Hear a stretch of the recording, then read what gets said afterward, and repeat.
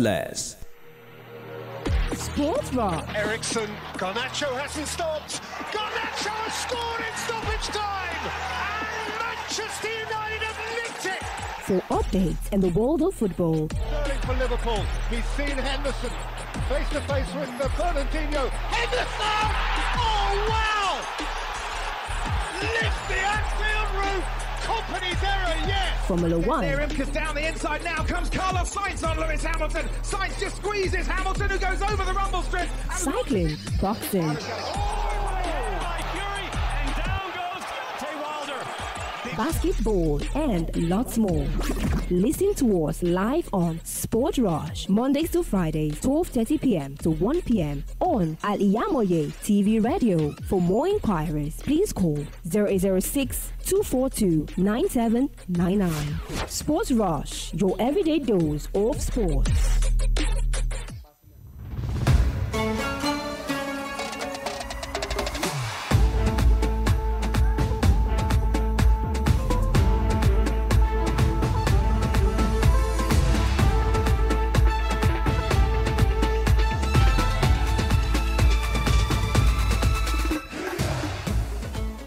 Morning everyone, happy new week to you and happy new days. Another day of SPORTVILLE on Al-IyamoyeTv and radio, where we give to you the updates on sports all over the world today. And I am YAZID and here with me. I'm sure Ali Moshe SMD Sport. I'm Ibrahim Onimide. Okay, given the results of the World Cup which came up yesterday, the Women's World Cup, where Sweden defeated South Africa 2-1 and Netherlands defeated Portugal 1-0 and France also defeated played 0-0 with Jamaica. As today's match with Italy, Argentina are still going on, where Italy is winning 1-0 against Argentina, as more matches have to come up between Germany and Morocco by 9:30 a.m. and also Brazil against Panama by 12 o'clock p.m. Okay, on the Women's World Cup, if you look at the African countries in the Women's World Cup, we look at Nigeria, we look at Zambia, we look at South Africa. We haven't seen an African team to put up a 3 point. Zambia, which came into the match, like I said, if they enter the match, they are going to defeat anyone coming. They were eventually defeated by their short Japanese people 5-0. And also Nigeria, which even tried and played a draw against the match they played. And also yesterday, South Africa was also defeated 2-1 by Sweden. What is going on with the African women? What is going on? Do we see an improvement in their next or their upcoming matches, or what do you see to the African women's team? That has been the case in the World Cup for the African teams, and I think for the past three World Cups now, it was only Nigeria that always do better on the international scene. You know what? That's where the issue will come down. That most of them are just local countries. You can only compete in the African continent. Yeah, yet, and the issue now is, out of all these countries, how many of their players are playing in Europe? That is the first question to ask. If you look at the Super Falcons of Nigeria, most of the players are playing in Europe. Are playing in Barcelona. Most of them are Atletico Madrid, like the likes of Rashidatu Ajibade and the likes of Sergio Chuala, Alex Plumtia, Ashley Plumtia, and the likes of the goalkeeper Chema Kanaduzi. Most of them are playing in Europe. The African countries, how many of them are playing in Europe? Most of the African countries, female team are playing in the African team. You look at most of in Morocco, most of their players are playing in their female side in their league. South Africa as well, and the other countries. It's only Nigeria that most of their players are playing and they have experience playing with all these players abroad. And for them not to have results, it should have shown. It's not shown that Nigeria is far ahead of other countries, because if you look at the African Cup of Nations, Morocco got the win the Nations Cup. South Africa came second, and Gambia became third, where we beat Nigeria in the third place. It has not shown that Nigeria is far ahead of them. Maybe now Nigeria are not shifting their focus out of African football and not trying to go to international scene, because now Nigeria is the Super Falcons are the 9 times African champion. They've won the African Cup 9 times consecutively before Morocco now came to Angola the 10th one. It now means that Nigeria have now trying to shift their focus to the international scene. And today, and I think Germany and Morocco are going to face each other.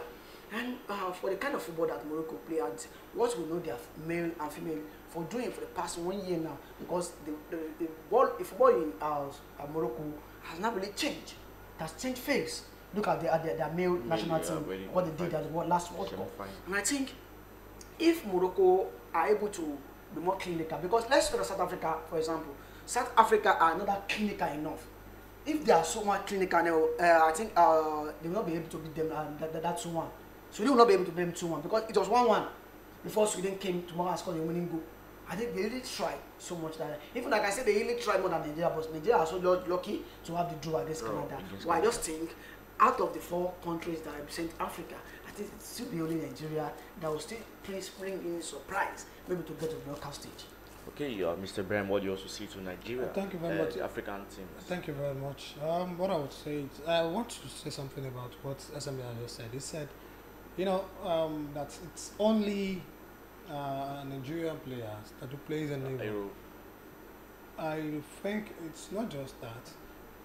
But what I would say to that is, it's not being playing in Europe. It's only when you can just prove yourself as a team. You know, everybody knows the way Brazil, the way Germany is. We look at them through the way the male played. That is how we judge that the women we also played well. You know, Nigeria has just been like that. You know, the women, they always be the champion within.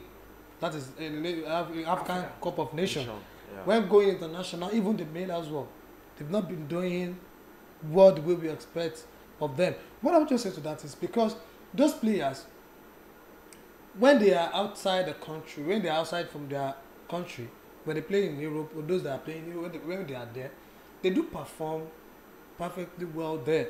But when it comes to their country, they did not play the way they are playing over there. And what happens to them is, I just don't really understand. I think they just need to, maybe, should I say it's the coach? Or should I say it's the management? Or then, because if it's about the country, you know, they should just have to look at it like, you guys need to prove us wrong that you can do more better than what we expect. We are Africans. Even in, look at England of nowadays. Some teams like using black than using the white. They prefer using the black.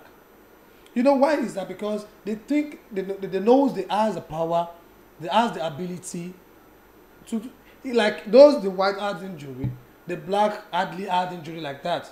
So they believe they should be able to replicate what you have. Being looking at it like this is black, you have you are agile, you can do all these things. So looking at the women as well, they did not replicate what we thought of them. They have not done it. So I just think they should just look at, we are an African. Looking at Africans male, when we're talking about Ghana, we talk about Cameroon, Senegal. When you have those 3 teams, even playing with Brazil, they do perform, which you like, they look at them. Some people even look at Morocco, was it last last World Cup? Look at the way they played. So if the female can also prove themselves like that, I think the African will just come out of, because looking at the World Cup as it is now, none of the African team that has played performed well at all. None of them. It only remains for the Morocco now for the first leg, playing against Germany. Do you think they will also defeat Germany? It's possible. It's possible because they can. Like the kind of football Morocco national team. That is male. Female. What are they? The kind of football they play now is very surprising to the African continent, because if you look at the last Nations Cup, what they bring out of them, nobody expects Morocco will get the African competition. Nobody expects that. Look at how Zambia, how they came out against Japan. Yeah. We have thought, no, they want to go and beat Japan. What I said. Their swag. And if you look at Super Falcons, the only African team that will just add only 1 point. Let's look at their team. How many of their players play in Nigeria? How many of their players play in Africa? Most of their players play in Europe. That's why I said they have the experience. They did not utilize the experience here in Nigeria. Playing in Europe, you can compare it with having a good performance. Because they want to go and play against this white that knows it better than we do. And you can't expect, you want to put the likes of Astas Oshoala and Samuel Kia. You want to put them at par. You say, okay, Astas Oshoala won Champions League with Barcelona. And 2 seasons ago, Astas Oshoala won the Pichichi Award. It means she's doing very, very better. than African player. If you want to say African player of the year now, you say Asita Shushola will be ahead of others because he's playing in Europe. All that players that are playing African football, they are nowhere to be found. It's not because he's playing in Europe, no, because he's performing. Let's forget, Asita Shushola has played in Arsenal. He has played in Liverpool. And That's what I said, because he performed well. Atibade is playing at Atletico Madrid. Ashley Prompter is playing at Leicester City. Shebaka Nados, they are playing. Most of their first 11 are playing in Europe. Only two of the guy that got a red card, Abiodun, just 19 or 17, 18 years of age, just coming from Nigerian women league in Nigeria. Let me say, it's just the only or two home-based players that joined them. Most of these players are players from Europe. They have a lot of experience. Now, if they come to African football, they only relax and just we are now the best. They will relax and all this upcoming female. I said it some time. I told you, I said looking at these players, I think they were just being like, if we played as in the country we are, they are not giving them what they want. What of other countries? So it's hardly for them to, because if you had any injury now, they have to return you back to Europe. That's on the normal scene. If you have any issue, in fact, when a player have an injury with the national team, players use most time with the club side than country. Of course. So and you can't expect.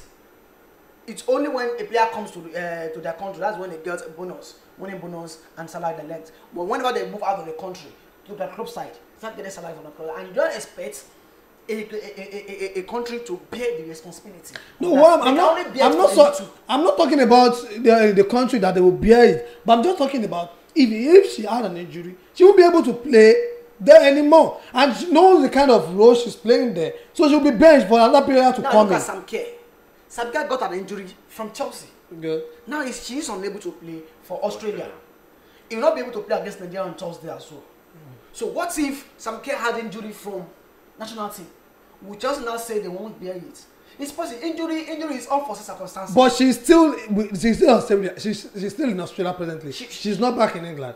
What I'm saying, as a Nigerian, I'm talking of Nigerian team, which everybody has known. If that happens, if they return you, because she was a fear. Everybody wants to prove him or herself to the team. Like, okay, such as being the striker of Barcelona now. If she had an injury, vital injury, she would be. It may be 6 months, a year. She would be left out, which she did not want to do that. She's just avoiding such a thing. So when she's playing out of like, okay, I don't want to have an injury. She will just be doing a little, not like playing as we're playing as, because if you have an injury in Barcelona, they will actually know what to do. Do something, because they know that you are the best striker for them. So that's what I'm saying about them. Okay, on Michael Olise, with speculations are going around on either Chelsea. We has agreed personal terms with Chelsea, and Chelsea are likely to bring in Michael Olise into the team, and also Man City are also on Michael Olise. Manchester City or Chelsea? Who do you see him fitting into Manchester City or Chelsea? Some people do say, like when we were talking about Declan Rice back then, also we were saying Declan Rice prefer Manchester City because their winning mentality, they have a lot of tournaments ahead of them, and we know Manchester City are going to end up with even a single cup at the end of the season. Now Michael Olise has agreed terms with Chelsea. Do you see that as a good decision made by Michael Olise to go to Chelsea? Out of Chelsea and Manchester City, I still Michael Olise joining Chelsea because of one reason.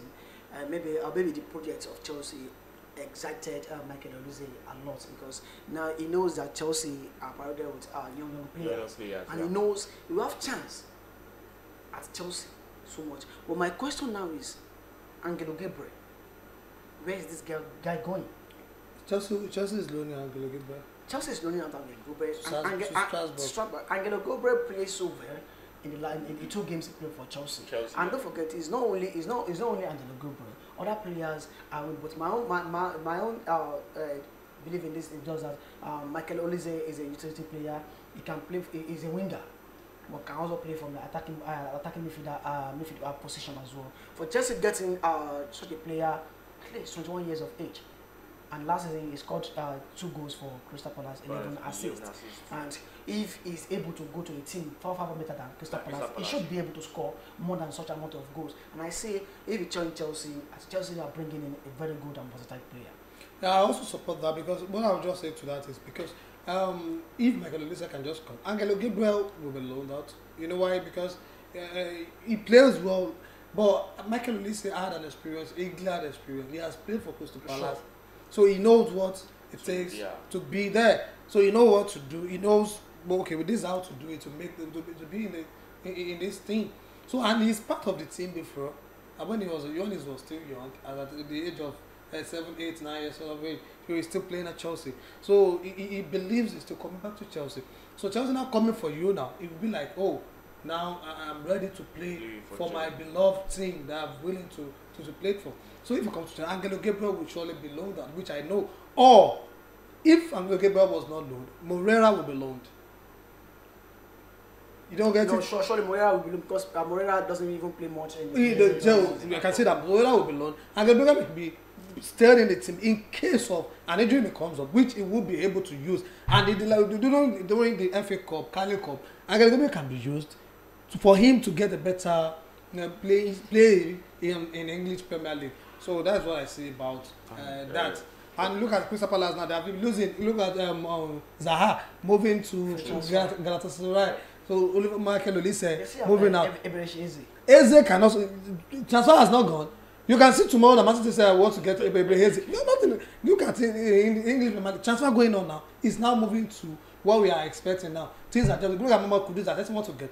Arsenal was also on it. Mikel Arteta was talking like, why would Chelsea be going for the player? He wants to get.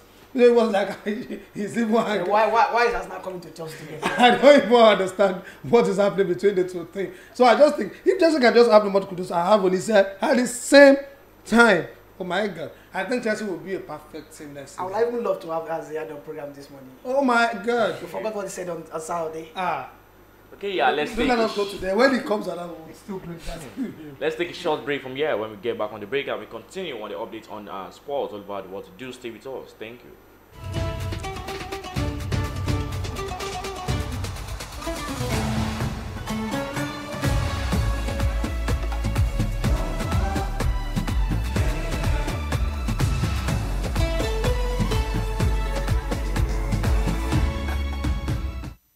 Thousands have been disappointed severally in their bid to see greener pasture abroad. To those quack in the traveling agency business, it is a rocket science. That is not our case at TAOHEED Travels and Tour. We have in-depth details on how to successfully, without stress, help you process and secure your visa to anywhere in the world. Do you want visa? Visiting and tourism visa, student visa to places like Europe, America, Asia, Africa. It's no big deal to us at TAOHEED Travels and Tour. Our years of experience and expertise speaks volume for us. Let's process and secure visa for you to UK, USA and Canada within a twinkle of an eye. We offer Hajj and Umrah services to our Muslim faithfuls. What are you waiting for? Consult us at number 9 TAOHEED Central Mall, Sholanke Street behind Laroy Hotel, Abiola Way, Abeokuta. 0802 733 0900 or 0806 578 4060. Stop wasting money. Pay for peace of mind. Talk to TAOHEED Travels and Tour.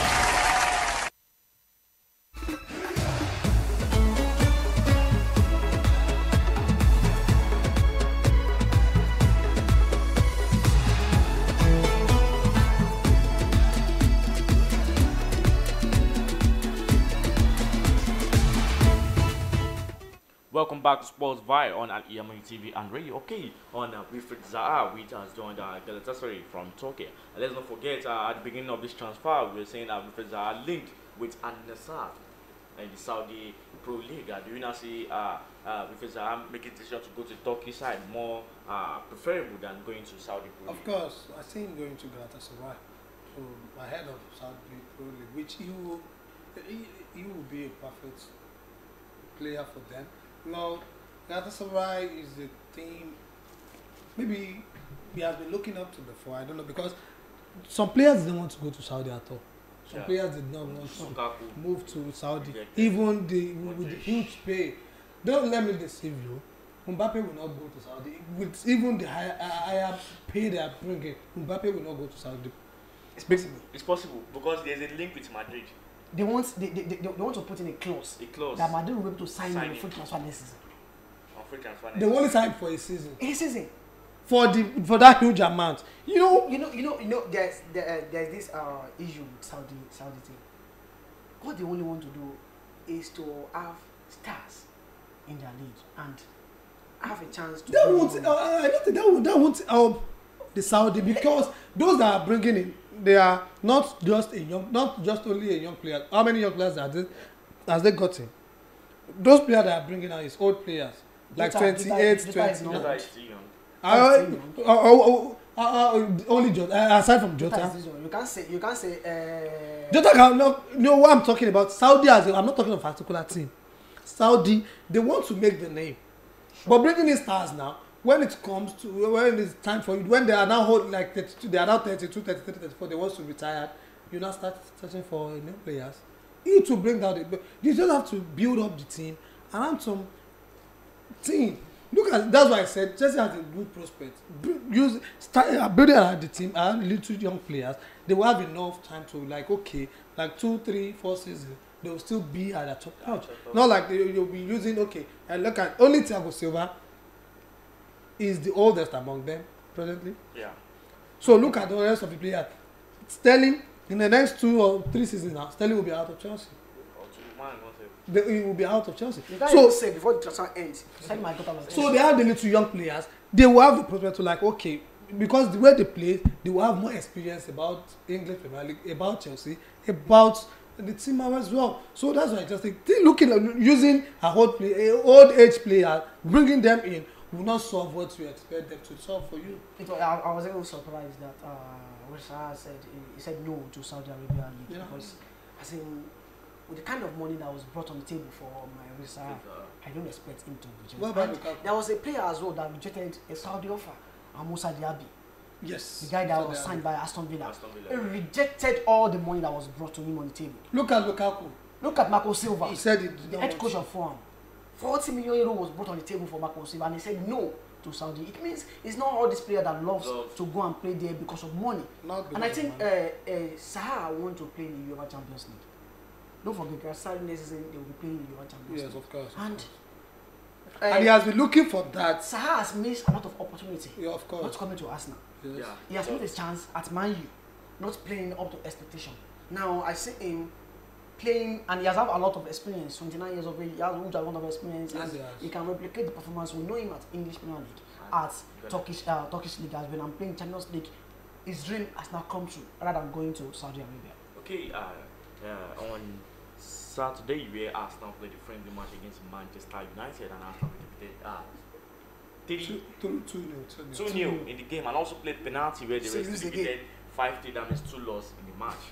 What I'm going in there is Arsenal players. We have like some technical. After the match, they were interviewed. Arsenal players were interviewed on how the match went. Arsenal fans, were interviewed on how the match went. Many people were complaining on Declan Rice, especially that Declan Rice wasn't even very. It didn't do a good performance for Arsenal, where he left some balls, where he was meant to defend. He left it and just overlooked some balls. And also Kai Havertz isn't a very aggressive player that they expected him to be. And also people were saying that what we lacked in that team was a fan even made a comment saying that small skinny Bruno Fernandes is pushing our players when we have the likes of Xhaka back then, where we would have dealt with a lot of Manchester United. What do you see as a performance of Arsenal in the match against Manchester United? You know what? Don't just blame the lose on just Declan Rice alone. It will very, very be unfair on Declan Rice's part, because let's look at how MICHEAL used Declan Rice that day. Declan Rice was even the one that doesn't make the goal to more than that, because of one reason. He played more on the defensive side, helping the back line. If you look at Manchester United that day, more of the ball are crosses, and Declan Rice comes in the box to try and knock the ball out and play and defend Arsenal. But what I just think is that that day, most of the fault is from MICHEAL, because using, I said something on Saturday that you can take Declan Rice, Kai Havertz, Matt Odegaard in the midfield. We not solve the problem for Arsenal. Arsenal need a 2 defensive midfielder to accommodate the Odegaard or Kai Havertz. You can't just blame the lose on those Declan Rice alone. Let's look at other players. Let's look at Gabriel. Yeah, Gabriel Magalhaes. He fumbled. Let's look at Aaron Ramsey. The shot from Bruno Fernandes was woeful performance from him himself. So I can't really blame or Declan Rice alone for the lose. I can blame the coach himself. Maybe he's experimenting the kind of formation that I want to. Look at when he brought in Thomas Partey. Yeah. Look at when he brought in Jordi. Look at when he brought in other players. The team really changed a little bit. Yeah. So I can't really blame Declan Rice on the performance. I call it, it's a friendly match, but Man youth player doesn't take it as a friendly game at all. Even though you can see when Mason Mount, Martinez and Saka and Kaya they want to fight. Yeah. That day. Even though Arsenal fans were fighting. Okay. I was unable to bring the video. I want to show the video today to our viewers out there today, which some of their fans, they were even their fighting. eyes were like they blow themselves in the because they lose. Arsenal fans are fighting that we shouldn't lose this kind of way, and they were angry with the MICHEAL the kind of formation guy like were postulated on that day. But I still think it's still preseason and it's just a joker. We are still looking at a player to use and a player not to use. But that formation yesterday is not the best for Arsenal if Arsenal is going to move forward. Even a female fan was even complaining that she heard their soul throats shouting, "Come on Arsenal on the field," and now it's a woeful performance I just want to come into this a little because what I was saying is because Declan Rice, he hasn't trained that much with Arsenal. Yeah, sure. Kai Havertz hasn't trained that much with Arsenal. He has played. Kai has trained a lot with them. No, what I'm bringing in is this. It's quite different from when he was Chelsea. Sure. The way the rapport, the relationship, everything with the team. So the two and the formation, as you said, using that is you only have Declan Rice. What defensive midfielder? You only have Declan Rice. Look at when Arsenal used to use Partey, Xhaka. The two of them. No, I'm not talking about the guy.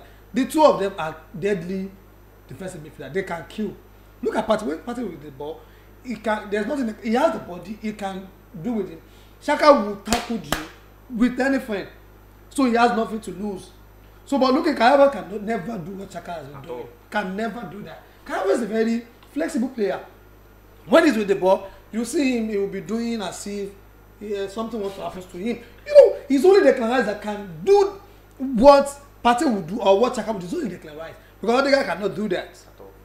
So Arsenal, they have to use two defensive midfielders that can before they can be what they want to be as a last season. Because if you have only just Declan Rice and want to use, because Alva will always be in the front. Other guys may support, will also be in the front. Only Declan Rice will not want to go because and that is not how Declan Rice plays. He also wants to go to the he's a box to box, but he also go to the box, play shots, he also wants to attack. But because of that, the guys will not want to go, we have to stay. And it will be a very difficult for him. Because he's not the kind of player that do sit. So Arsenal need two defensive midfielder.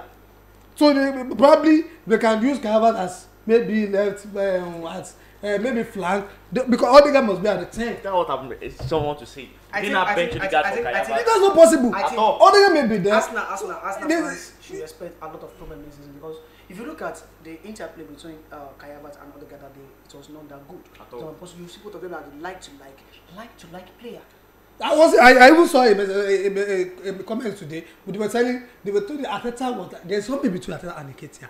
Like why Nketiah? They said okay, let's give Flying Balogun to prove himself. Let's see what he can do. You remove Nketiah, bring in somebody now said that's the second version of Nketiah. You see Nketiah again. Why can't you bring in Flying Balogun? You said you want to give him. If you are not giving him a chance, let him leave. A exceptional coach to bring out the best in a flexible player. Look at this coach Carlo Ancelotti. It is something wonderful, which I don't expect Carlo Ancelotti to do it against AC Milan.